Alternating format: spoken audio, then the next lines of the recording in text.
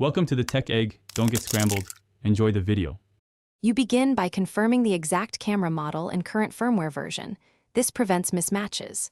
Once done, charge the battery fully or connect AC power so the update won't stop midway.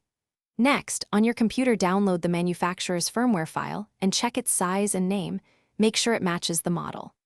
Now format an SD card in Camera, then copy the firmware file to the card root. Do not rename files, and make sure no extra folders are created. You insert the prepared SD card into the camera with the power off and then turn the camera on. Navigate to the firmware update option in the setup menu and choose the firmware file. The camera will validate it. When the update starts, follow on-screen prompts and keep the camera undisturbed. Do not press shutter, remove the battery, or eject the card. The progress indicator may pause briefly. Be patient, because interrupting here risks corrupting the system and requires recovery steps. After installation finishes, the camera usually restarts. Wait until all LEDs and screens are stable.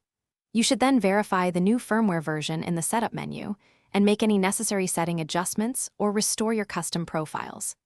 If the firmware update fails or camera won't boot, don't panic.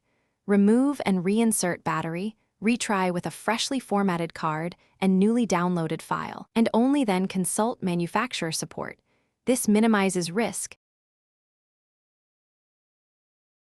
Thanks for watching. Consider subscribing if I helped unscramble your problems.